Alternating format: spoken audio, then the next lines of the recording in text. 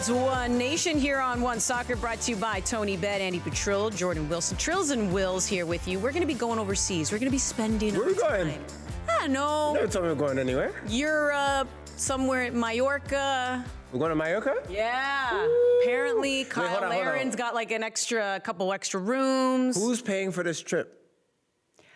You got the dollars? These are details yet to be decided. I don't have the dollars. Maybe I have the points. Flying on points, which means we are sitting on the wing, but we are going to get there at some point. Now, we're just going to talk about Canadian players right now who've been making moves. They've already either made moves, maybe we think they're going to make a move. How do we think they're going to do? Maybe they made a move, but are going to make another move. Something about moves and moves and moves. That's what we're going to be talking about on the show today. Movement in Europe. And before we actually get to players who are making those moves, I want to live in a fantasy world just a little bit. Where we go? What's going on today? We're taking a lot of trips today. What's in my coffee is making me very happy. We're going to Europe. We're making trips to Fantasyland. Okay, talk to me about Fantasyland. Fantasyland is when you were a player, if there was a club you could play for, who would it have been? You know me, Chills. You know who I'd play for. Really? Come on. Gunners? Arsenal. Mm-hmm. What about you? Okay, how about this? I have a couple questions. Because you cover so many sports, so many different countries. What sport would you play if you were an athlete? I know you're athletic. I'm not getting at you. I don't want you to hit me off screen. But what would you play if you were going to play a sport professionally? Well, I mean, I played soccer for many years. You're a 10? Yes. Attacking midfielder, of course. Controlled. Loved, I'm a big indoor volleyball fan. Oh, I didn't know this. A little short, but I was really, You could be libero. Exactly, I was good libero, good digger. My serves, another level. Not that I'm by myself, Kevin, my serves really good. But I was just a little on the tinier side. But no, it's soccer. Okay. And do you have a club that you would want to play? Because this is a loaded question. Like, do you have a favorite club? Because I don't think you have a club that you like. I've always obviously kept my eye on Napoli. Fair. Because that's where, my dad's from, and we love Napoli, and I've always clearly had an obsession with Napoli thanks to Maradona and everything that's gone on with that. And but I've always been, to your point, like a Gigi Buffon fan. So Juventus, is who I would also would keep my eye on. But a team in particular that would go play. No, I think I would just say this. I mean, if you're a fan of the sport, which we are, I don't know if really in many ways if it gets. Well, I shouldn't say that. It gets exciting in a lot of places. I'm pretty sure Milan Borjan will have some stories for you of what it's like to play in Serbia and how crazy it is there. But if you're going for a crazy atmosphere, Premier League. Yeah. Right? But no club. You're not going to, because there's a lot going on in Well, it would one have to be the big ones. It's got to be either Manchester United, right? Like to your point, Arsenal, Liverpool. I went to a Manchester City Crystal Palace game. How was that? It was phenomenal. I may have indulged the night before, so I had a wee bit of a headache the next day. And the banging of the drums and the chanting was kind of ticking me off a little bit. But we were right behind goal. It was when Manchester City, this would have been in 2018, when they went on this incredible unbeaten run and set a record. I'm in the documentary. They did a documentary on them. You spotted yourself? And they went on to win. Yeah, because because Crystal Palace was awarded a penalty kick in the final minutes of the game. We were behind the net, and we thought this is it. Man City's... Okay, so it's City, not United. Sorry, City. It was Man City. Okay, I'm with you. Yeah, so Crystal Palace gets awarded a penalty kick, and we think this is it. Manchester City's unbeaten streak is going to come to an end. And he makes the save. They don't score the penalty kick. We're behind the net. That makes it in the documentary. And you see me a little pale in the face because I was maybe a little hungover. But I'm in the documentary. Okay, so for someone who literally over 20 years, you're on TV, you host shows No, that was really exciting. But that was it. That was the moment. I've made it, mama. I'm behind the goal. You know what?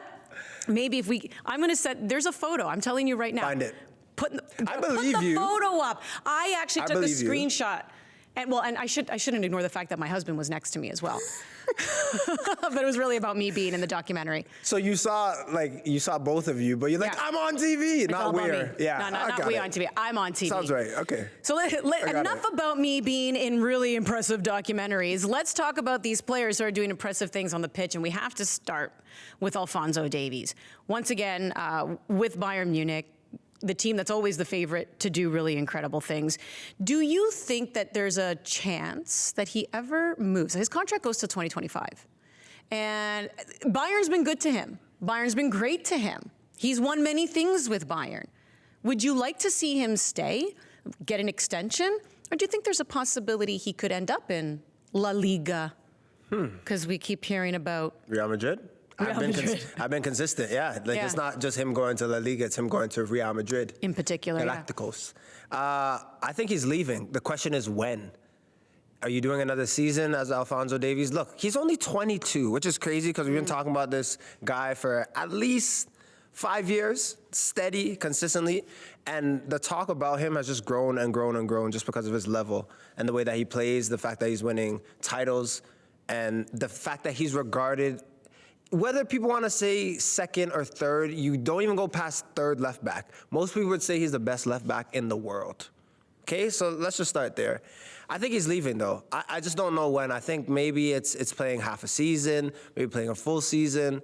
The thing with Bayern in this situation, they're not going to wait till 2025, wait for him to be on a free transfer. They're going to lock in soon. So we're going into 2024 in 6 months' time, if my math is right, somewhere around there, 5. Okay. 4 months' time. 5, 4. Anyways, they're going to want the 2024 season to know what his future is. They're not going to wait until it expires. So, yeah, I think this is crunch time for him. As a player, too, you don't want to play with that over your head, especially since fans in the soccer world, in particular in Europe, can be pretty ruthless. I mean, I've already seen, however you want to read into Twitter, but already there are a lot of Bayern fans on Twitter going, what's up? You staying or you not? You extending or you not? They're already starting now because the fans don't like to be left in the dark either. And I can't imagine, I don't want Alphonso Davies to be stepping onto the pitch, having to deal with that kind of heaviness, because then fans can also just be nasty. And they're not, this is the psychology of it all, right? Sometimes they can be nasty because they love you. They want you to stay. And if they believe that you're keeping the door open to leave, then they get nasty with you. And you end up being subjected to that. True. No, right? It's just this crazy psychology here. So it sounds nuts, but that's what you get when you're regarded as the best left back in the world. So and you're 22. And you're just 22. So people want you for a long time. They're not it's not like he's 32. And sign one more deal with us, whatever. He's 22. And here's the thing. So you keep emphasizing left back, and rightfully so. That's the position he plays. Do you think there's a chance, though, that he could be given more of an attacking role? Do you think Bayern tries him at that? Or this is it? This is his position. And I say this, again, because we know we have these conversations around the national team. Herdman has opted to play him higher up the pitch.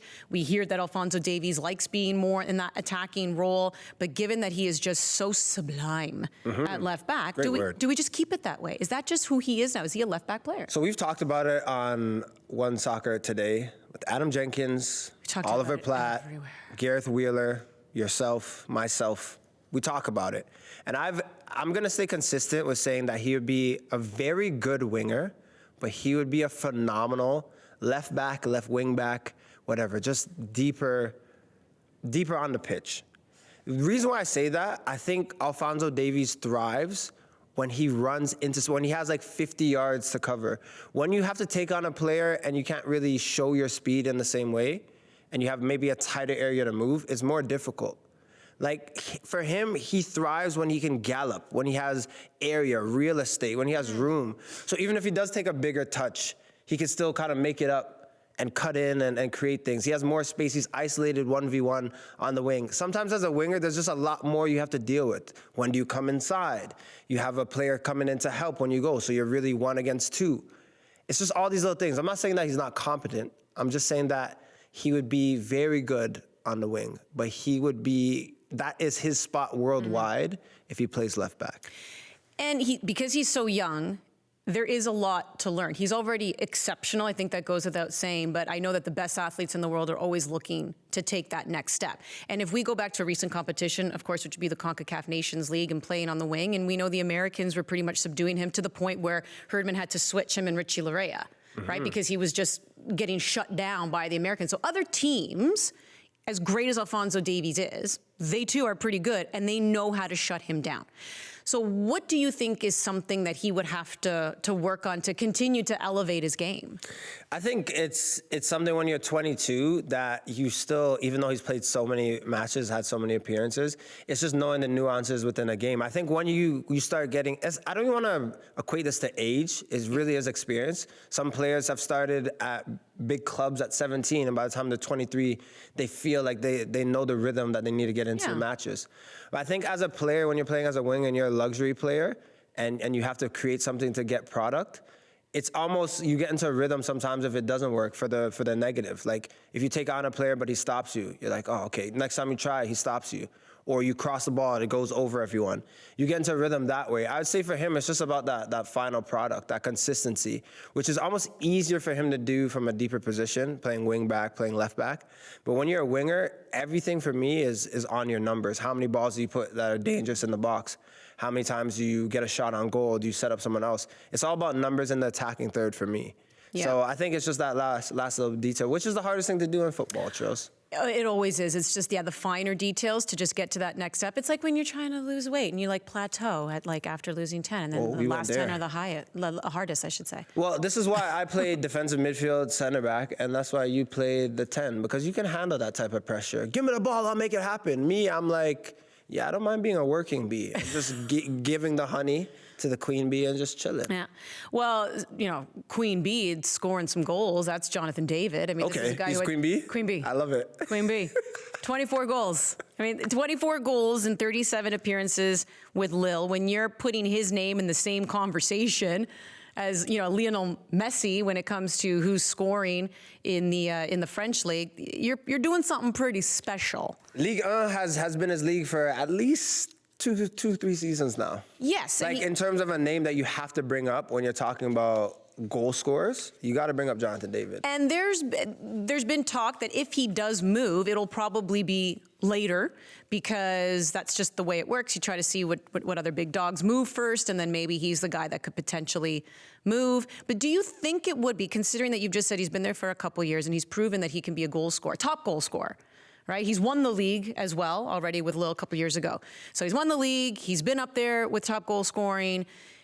He's doing all right, right? Like, he's proven that he can get it done in this league. So would it be considered disappointing if he spends another full year with Lille? So there's some mixed emotions. I think I try to do my opinion, but also just like people's opinion that I speak to, or what I hear when I read. I don't think he should stay another season, but I also think now in the market of players moving, it really is a puzzle piece. One player moves and it frees up this team, then they can move, they can drop some millions on a certain player. It's really who's gonna break first. Are people gonna hold out longer? Are you gonna make a last minute deal? Are you just waiting for club or agent to kind of cut down that number? How much are they willing to pay? It's all these little numbers. But I don't think he should stay in Ligue 1 another season. I think he showed that he can play in a bigger league. I know that Ligue 1 in many respects is a top 5 league, but I think he could be playing in the Prem. The best league, I think for him, why not try to challenge yourself and do that? Is it a disappointment if he plays Ligue 1 another season? No, but I also think you got to go and be in the 20 category again. 20 category for me is scoring 20 goals. And I want half of them maybe to be pens, but the other half him doing his one-touch, left foot, right foot finishes in the box that he does so well. For me, I'm selfish. I'm thinking about, Ligue 1 is nice and Lille is nice, but I'm thinking about his form just for Canada. Because we need we need a big dog. So wherever you go, I want you to be playing, banging in goals, but playing. That's the biggest thing. Consistency for me, not being on the bench. Is it Tottenham? I think he could go, but I think also there's a lot going on with Harry Kane as well. Is Harry Kane going to Bayern? I feel like they're it's waiting. a puzzle piece, right? Like if Harry goes, I'm like, Jonathan David's just like, the red carpet's there, brother. Roll out. I feel like you can go. Comes down to dollars as well. But my opinion, he should go now. And that's what I mean by other bodies need to move first, it feels like, with this whole Jonathan David thing. I wonder how much of the price tag is something that people look at. I think they were looking at the 60 to 65 million. He already broke the record for a Canadian, I think, being moved. I think he was around 30 million. I wonder if the price tag is a little bit steep, given that, again, you have other players that you're keeping an eye on, wondering where they're going to move. But yeah, Spurs, Juventus, hearing a lot about the Canadian players in the Italian league. I like it. I'm just saying. Also read as well, I think there's 12 mil from Al Hilal and the Saudi Pro League for Jonathan David. Just rumors as well.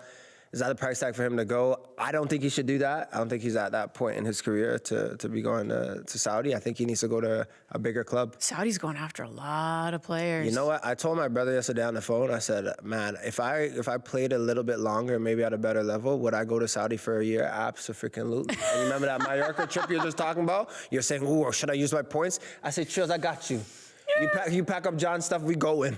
I'm like, oh, you bring your mama too? Oh, they're coming. I'm telling you. Bring them on. That's it. Hey, you do a season in Saudi? Whew. There are a lot of conversations that just stem from that, right? Because there are the people that want to talk about the off-the-pitch stuff with Saudi. There are the people who want to talk about, is it even considered a competitive league? And then there are those that are like, it's nice to be able to sit and judge until that kind of money's dangled in front of your face. And then what kind of decision you're going to make when you know you're set up and your children's children are set up. It's dangling like this, and this is what I'm snatching it quick. I'm picturing you. You know that machine? What? It's like that game where the money's just blowing in the air and you got to catch as many dollar bills as you can. All of a sudden, my hoodie's a parachute. I'm like, ooh, nice tactic. I like that tactic. Come on. Okay, well, I brought up Mallorca off the beginning because who doesn't want to go to Mallorca? But that's where Larin has now signed. By the way, I love their introduction. Great video, like welcoming him in. I'm like, yeah, I'm feeling pretty jacked. I'm feeling pretty special if I'm a player now, joining that club. And we know that, so with Valladolid, he got it done as far as his personal performances on the pitch and scoring goals and 8 goals and 3 assists. Didn't get them, to stay. Hairline. Yeah, it was pretty tough for him. So unfortunately, they were not saved from relegation. But what kind of damage do you think he could do with Mallorca? Huge damage. I think La Liga, I think the tempo, I think the way that he's a big frame, I feel like the way that Spanish football is and how he's just a fox in the box, I think all of that plays into his strengths. It would have been such a feel-good story with Real Valladolid as well, like if he could have kept them up and then you had a season where you were there, you kind of know everyone. The president is a prolific player as well, prolific striker. It'd been nice to have it all. Sorry, that's Ronaldo, R9. It would have been phenomenal. But I just like that he's in La Liga. You're playing the likes of Barcelona, Real Madrid. Yeah, you are. Yeah, you're in the limelight. So it's great for him. I think he's going to score a bunch of goals. I'll bet north of 12 this season. And that's what we've come to expect even of Jonathan David, Larin. Is that going to continue to be John Herdman's go-to duo up front to score those goals? I can't really see anything else. No disrespect to Brim or other players that may be coming up into Canada, but if you're scoring and giving more product than those two, then be my guest. I would like it. I would like for there to be a third person or a fourth person competing for that spot. But I think on the best day, you're starting those two. And even on a mediocre day, you're figuring out at least one of them. My challenge for them, if they're ever listening to the podcast, is that big moments, they already know they need to step up, right? Goals change games. That's just what it is. It's a fact. Obviously, systems and how much service you're getting, this all plays into it. But we have 2 mega superstars right now in Jonathan David and Larin. Mega superstars. They're not just okay players. They're not players that are overrated. They're not players that are playing at a certain team and they're getting love, so that's why they're doing well. No, these guys could go to any team and do well. Obviously, in football, you're looking at things and you have to have that right marriage, like a team that plays this type of system you play. You look at Larin at Club Brugge, you look at him at Real Valladolid, he was reborn. He was ready to go, right? Same guy, but just different product. So yes, that does matter. But those two have to be that 1-2 punch that Canada leans on for the next couple of years. Speaking of Tajon Buchanan, you wonder if this guy ends up going. I mean, there was rumor of Inter Milan. The Canadian players are playing at higher levels and getting those consistent minutes like they never have before. It is pretty incredible. But another guy, right, keeping an eye on is Tajon Buchanan, because he just seems, went to Club Brugge, he's sliding right on in, hit the ground running, and he's pretty phenomenal. So you wonder if he takes the next step somewhere too. You want to know what it is with these Canadians, what I always feel? I feel like they're so dynamic. I feel like other countries, yes, they produce a crop of players. Canada might not produce as many, but they're just so dynamic in the way that they play. Tajon, he play right back, he play right wing. Every time he plays, it's like he has a chip on his shoulder. He has something to prove. He's like, yep. He doesn't seem satisfied. He seems so hungry. Yeah. He's like, show me. Even sometimes for Canada, when the few times he's coming off the bench, he's just like, okay, what do I got to do? Like, he's like, I need to make up for last time.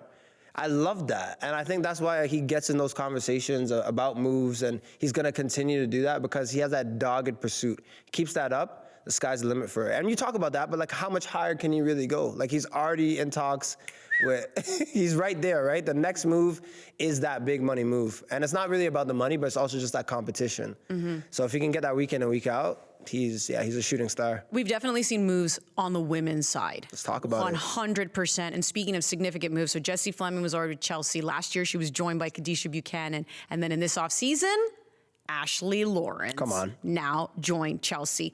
How big is this to have these 3 national team players at the same club where you know they're going to get significant minutes? Yeah, I think it's the club, but I think it's also the league as well, right? Like, you're playing with the best of the best.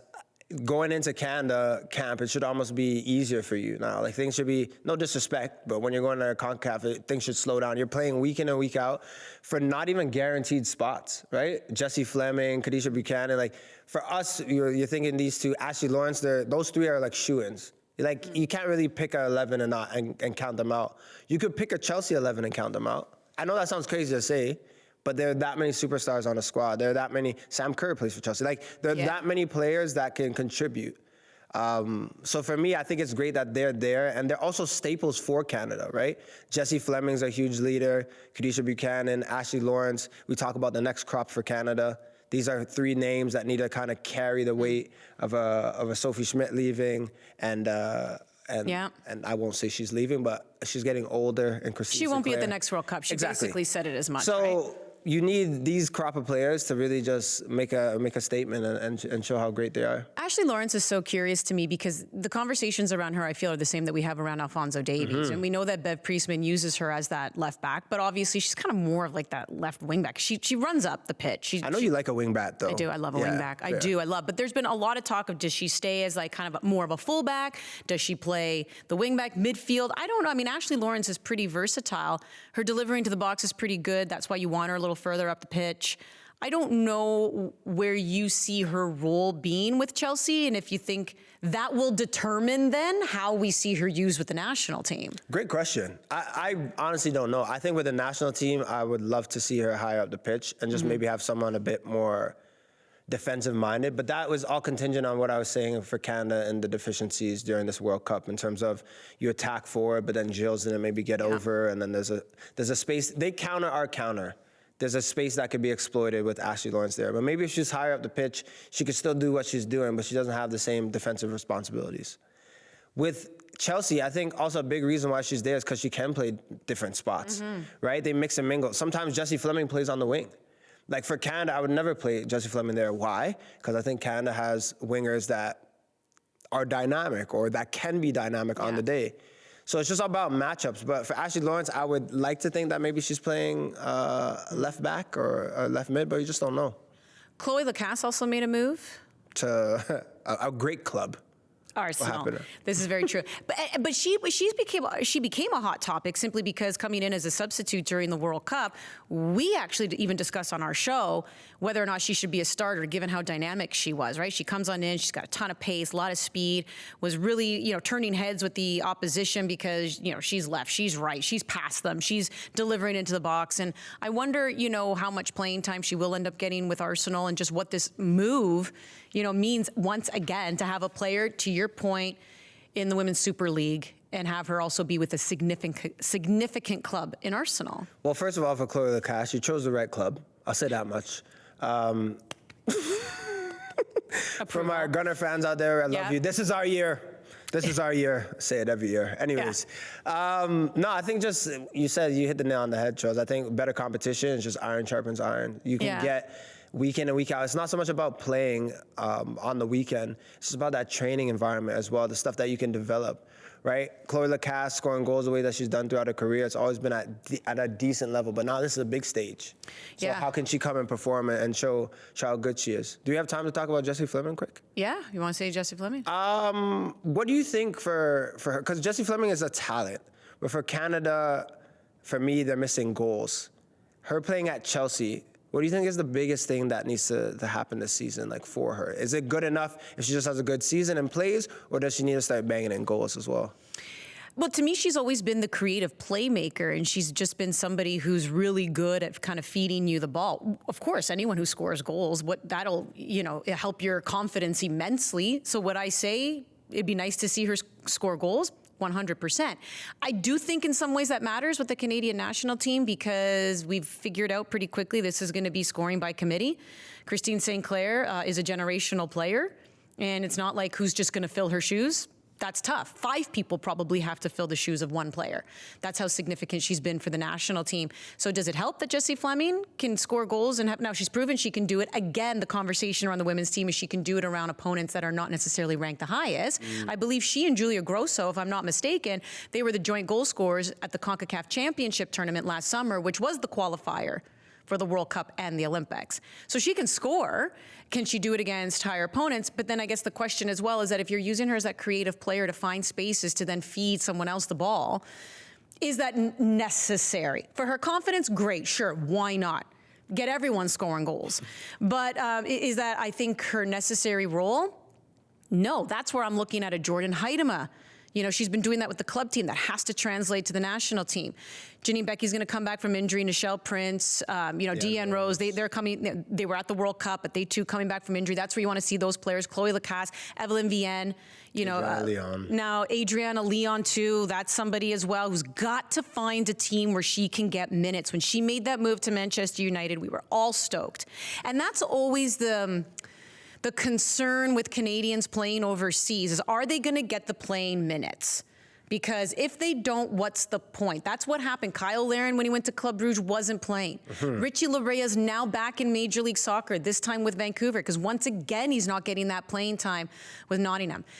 Jordan Huitema wasn't getting that playing time with PSG. It's great, as you said, to get that practice experience, to be around a certain level of players. There's a different kind of environment. There's a different level of professionalism, and also you open your eyes to the different levels of skill out there. But at some point, you have to play, and if you're not, you're doing your own career disservice, right? So Huitema left. Now Adriana Leon left, but she's not getting playing time in NWSL. You have to go where you're going to play. I hope Lacasse gets playing time with Arsenal, because that's also key to progression. But that's always going to be my big question, is are they going to get playing time? Anyways, to go back to your Jessie Fleming, scoring goals I think will help her confidence. Is that her goal? I think with the national team, based on all those players I just mentioned, no, feed them the ball. They got to find a way to get open. You got a ton of talent. You already have wingers. You have nines who can get that job done. I mentioned it briefly on the Goodnight Australia New Zealand show, but they really need to fly you out. They, being Canada Soccer, really need to fly you out before the women's national team play, because you get me going. I'm like, I haven't even thought about kicking a ball in however long I've been retired. As soon as you start talking about it, rapido, or talking about footy, I'm like, let's go. I'm like, where's the wall? Where's the brick wall? Let me just put my head straight through it. Wait till I start screaming, "Rah!" I just do like a Patrick Mahomes when he's like warming up, and then he goes, "Rah!" at the end of every warm-up. Random, just walking down the hall. Oh, it's not random. Yell in your face. It's calculated. It's like he feels it. It just gets the chills, definitely. But I get excited about this kind of stuff because I do see on both the men and women, the Canadians, like I said before, playing time, making moves to clubs like we've never seen before in substance, right? We've seen Canadians obviously do things overseas, but I'm talking about this, like the amount of them doing this. It is so exciting, but at the same time, you have to be clinical. You have to be discerning. And as much as it's also a real good, ego boost to be playing with certain clubs, if you're not getting the playing time, you got to move. So you mentioned so many names. Who is one from the women's side that you want to have a breakout season? Like, they need to have it. You have to pick one. Of course, we're saying all need to contribute, but pick one name that sticks out to you where you feel like this has to be the year because we need her for Canada, but we also just need her to take a step up for the club. I'll go Adriana Leon, and I'll tell you why. Because again, the one player who's not getting that many minutes was also the only player to score from open play at the World Cup for the Canadians. Now imagine if she's playing consistently. And she's a beast in the box. I love it. I love someone who's just like, boom, get out of my way. That's what she is. She has so much power. She's direct. It's got to be Adriana Leon for me. We could keep going. I mean, we could, but I agree with you. We don't agree off. No, I kind of agree a lot. You agree with me. I'm nervous. Yeah, we agree. But we also agree that we have to say goodbye now.